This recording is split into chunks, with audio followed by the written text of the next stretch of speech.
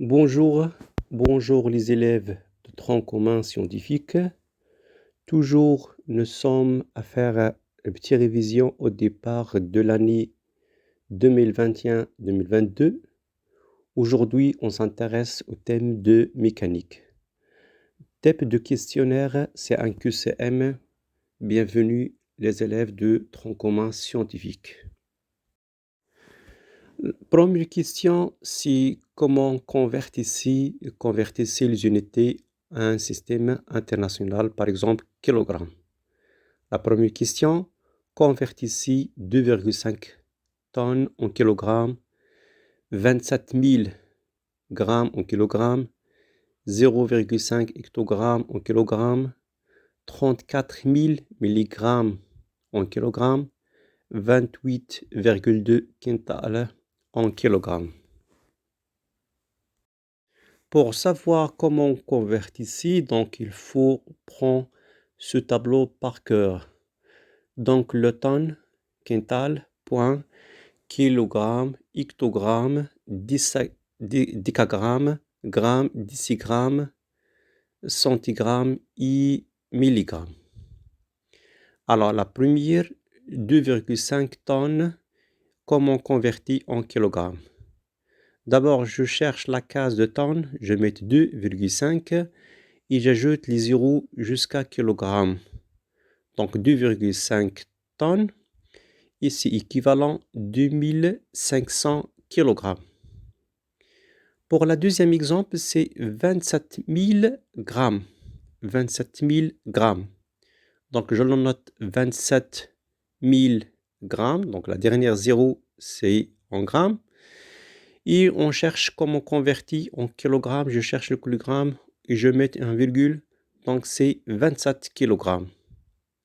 La troisième, c'est 0,5 hectogrammes. Donc c'est 0,5 hectogrammes.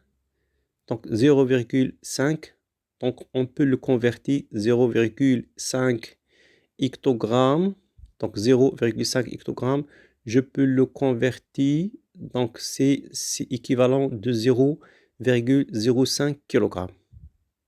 De même pour les deux qui restent. Toujours je le note dans le tableau et je cherche le kilogramme. Pour la deuxième question, relier le verbe indiquer le comportement de la vitesse avec l'adjectif caractérisant le mouvement associé. Pour le type de vitesse, on a augmenté, diminué et constante. Pour l'adjectif, c'est le type de mouvement uniforme, ralenti, accéléré. C'est-à-dire, on cherche, si la vitesse augmente, est-ce que je peux dire un mouvement ralenti, uniforme, accéléré? De même pour les deux qui restent dans le tableau. La réponse de la question 2, c'est-à-dire relier les verbes indiquer le comportement de la vitesse, augmenter, diminuer et constante, avec l'adjectif caractérisant le mouvement associé, c'est-à-dire uniforme, ralenti et accéléré. Alors pour la première, la vitesse augmente. Donc la vitesse augmente, on dit qu'un type de mouvement accéléré. Si la vitesse diminue, on dit que le type de mouvement ralenti. Si la vitesse est constante, on dit qu'un mouvement uniforme. Troisième question, relier chaque courbe où la fonction f est égale f de t, c'est la fonction ou la courbe, à son type de mouvement et la nature de vitesse. Donc, on essaie de simplifier par le type de mouvement. Alors, si le mouvement est uniforme, est-ce que la courbe, je peux le représenter fv est égal à fois t plus b? C'est une équation affine, croissante. Le mouvement accéléré, est-ce que je peux l'écrire v est également à t plus b? C'est une fonction affine, mais décroissante. Dans le cas de la troisième, si je pars d'un mouvement décéléré ou ralenti, est-ce que V est égal à une constante, c'est-à-dire la courbe se forme une droite qui est parallèle à l'axe de temps. Pour répondre à la question 3, relier chaque courbe ou la fonction f en fonction de t à son type de mouvement. Donc, c'est le mouvement uniforme, c'est-à-dire la vitesse est égale constante, c'est-à-dire v est égal b. C'est une constante. Si le mouvement accéléré, donc la fonction c'est affine, croissante, je peux l'écrire v est égal à fois t plus b. Donc b, c'est la vitesse initiale, à t est égal à 0. Si le mouvement décéléré ou ralenti, donc la fonction t croissante est un type affine. Donc je peux l'écrire v est également à t plus b. Toujours b, c'est la vitesse initiale.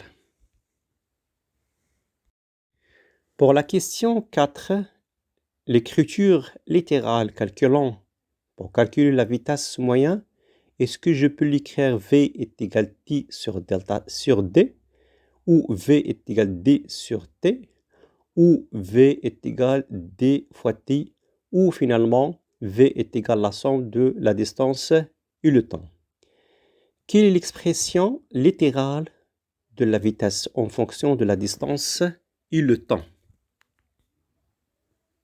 Alors, la question 4, pour répondre à l'écriture littérale pour calculer la vitesse moyenne, tout d'abord, la vitesse, c'est le rapport de la distance sur le temps. Donc, V, c'est la vitesse en mètres par seconde. Je peux l'écrire mètres, seconde moins 1. D, c'est la distance en mètres. T, c'est la durée en secondes. Donc, le choix, c'est le choix 2. La vitesse, c'est D sur delta T. C'est une expression très importante à la mécanique. La question 5, reliée par une flèche, chaque grandeur a son unité.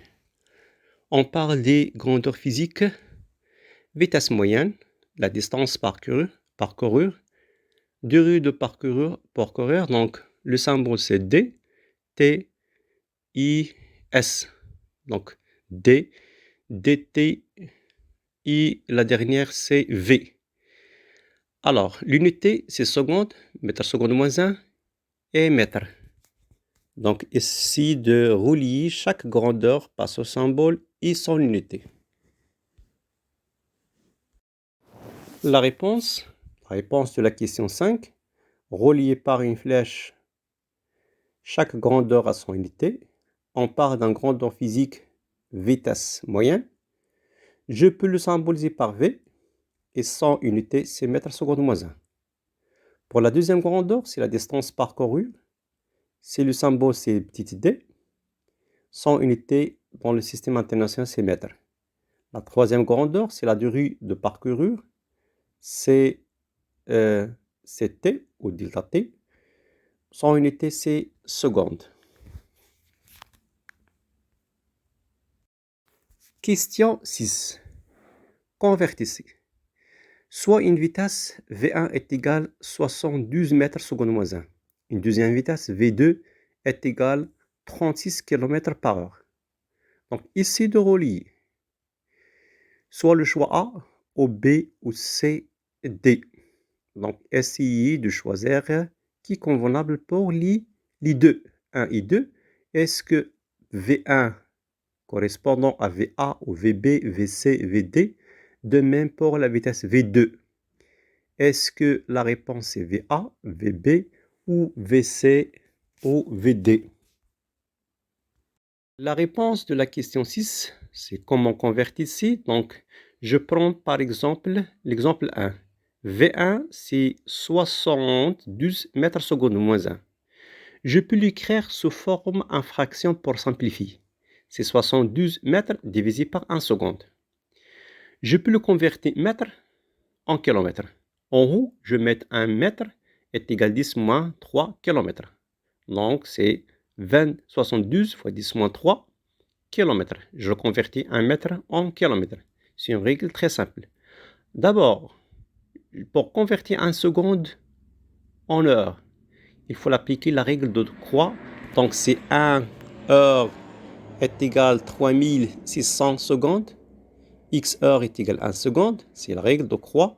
Donc X est égal à 1 fois 1, heure seconde divisé par 3600. Donc pour convertir une seule seconde en heure, je le mets à heure seconde divisé par 3600.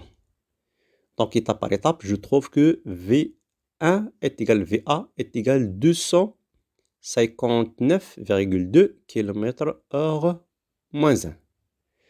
Pour la deuxième, c'est très simple. V2 est égal à 36 km par heure.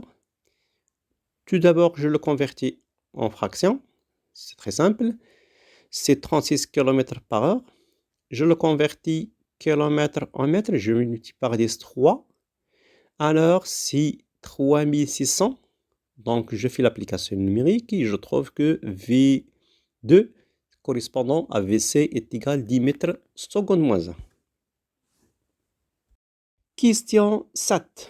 La relation entre le poids, la masse petit m et l'intensité de pesanteur G est, est-ce que le choix A, P est égal à G divisé par petit m, P est égal à M divisé par G, P est égal à M fois G, ou finalement P est égal à la somme de la masse plus G. Très important cette relation au niveau de la mécanique pour calculer l'intensité de poids. La réponse de la question 7, c'est-à-dire on cherche à déterminer la relation entre le poids, c'est P, la masse, petit m, et l'intensité de pesanteur G, sachant que P est égal toujours à 1 fois G, c'est une relation très classique. P, c'est le poids, c'est en newton. Petit m, c'est la masse en système international, c'est en kilogrammes. G, c'est l'intensité de la pesanteur, c'est en newton kilogramme. Donc le choix, c'est le choix 3, P est égal à M fois G. La question 8. C'est un solide et en équilibre sous l'action de deux forces, F vecteur 1, F2 vecteur. On peut écrire si le solide est en équilibre. Est-ce que je peux l'écrire F1 vecteur est égal à F2 vecteur, ou F1 vecteur est égal moins F2 vecteur, ou la somme F1 vecteur plus F2 vecteur est égal à 0, ou la dernière choix c'est F1 vecteur plus F2 vecteur est égal à 0 vecteur. C'est à vous de choisir la bonne réponse pour que soit le solide en équilibre quand il se met à deux forces. La réponse de la question 8, c'est un solide et en équilibre sous l'action de deux forces F1 et F2. On peut écrire, par exemple, on considère un solide et il est soumis à deux forces. Donc deux forces, F1, F solide, F fil sur solide, F fil 2 sur solide. Les dénomètres indiquent que ayant même intensité. Mais nous, on cherche la relation entre les deux vecteurs. Alors, lorsqu'un solide se met à deux forces, F1 et F2, est en équilibre, alors, la première condition, la somme vectorielle de deux forces est nulle. Donc, ça donne une vecteur nulle, soit F1 vecteur plus F2 vecteur, qui signifie que les deux forces ont même intensité et de sens opposé. Donc, la réponse c'est 4. F1 vecteur plus F2 vecteur est égal à 0 vecteur. Non, nous, normalement, on cherche la relation entre les deux vecteurs. La question 9, c'est une petite application. Une balle a une masse. M est égal à 50 mg. Quel est le poids de cette balle, sachant que l'intensité de pesanteur est égale à 10 N kg/1? Est-ce que cette intensité est égale à 500 N, 50 N, 5 N ou finalement 0,5 N? C'est une petite application numérique en question directe. Pour répondre à la question 9, une balle a une masse 50 mg. Quel est le poids de cette balle, sachant que G est égal à 10 N/kg-1? D'abord, petit m ou grand M, c'est 50 mg. Je le convertis en kg, c'est 0,050 kg. G, c'est une valeur constante. La relation entre P et M et G, donc P est égal à 1 fois G. Je remplace M, c'est 0,50 fois 10, donc est égal à 0,5 newton. Donc l'intensité du poids est égale à 0,5 newton. Alors, dernière question, c'est la question 10 dans ce test. Sur quel schéma a-t-on correctement représenté le poids de ballons? Le choix 1, P vers le haut. Le choix 2, P vers le haut ou C, mais de départ différents. Le choix 3, vers le bas. Le choix 4 ou C vers le bas, mais le départ, ça change. Est-ce que le choix 1, 2, 3 et 4? La dernière réponse pour la question 10, sur quel schéma a-t-on correspondant représenté le poids de ballon? Alors, la question qu'on se pose, comment représenter le poids d'un objet? Donc, le poids est la force qui modélise l'attraction gravitationnelle exercée par la Terre, c'est-à-dire le sens c'est vers le bas, sur la Terre qui sont à sa surface. Pour représenter cette force qu'on l'appelle le poids, toujours je note le poids, c'est P vecteur, il faut préciser comme à chaque fois. Donc, on a besoin de 4 caractéristiques. Premier, c'est le poids d'application, toujours le centre de l'objet. Donc, on fait un départ de centre vers de centre. La direction sera toujours verticale, c'est une condition nécessaire. Le sens, c'est vers le bas, et la valeur ou l'intensité toujours calculée par la relation P y fois G. Donc, le choix, c'est le choix 3. P vers le bas, un départ du centre vers le bas. Donc, c'est le choix 3. Finalement, merci pour votre attention. N'oubliez pas de partager cette information pour les autres. Vous avez aux descriptions, tu peux télécharger toute la documentation de cette test. À bientôt, Inch'Allah.